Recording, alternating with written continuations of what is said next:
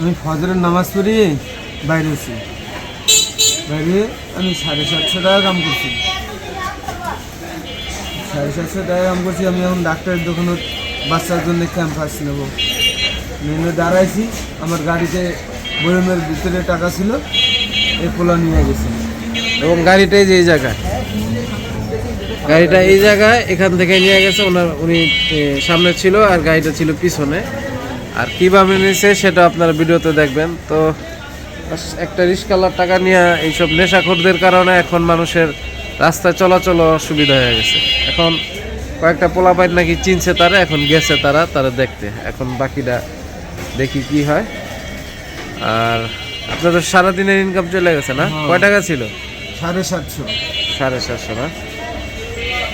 আচ্ছা ঠিক আছে, দেখি ওরে পাই কিনা। ঠিক আছে, এই মার্ক করা যেই লোকটাকে দেখতে পাচ্ছেন এই হচ্ছে চোর।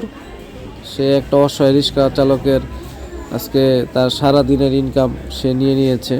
আসলে এরা মূলত নেশাখোর, কারণ এরা মানে প্রফেশনাল চোর। এবং দেখেন সে কিভাবে চুরি করে, একটাবার দেখলেই বুঝতে পারবেন। তো রিক্সা চালক ভাই যখন সামনে তাকাচ্ছিল, এই দেখেন সে এই যে বারবার তার দিকে খেয়াল করতেছিল, আর এই যে টাকাটা নিয়ে নিচ্ছে, এই যে নিয়ে, এবং সে দৌড় দিল। এ দেখেন সে চলে যাচ্ছে।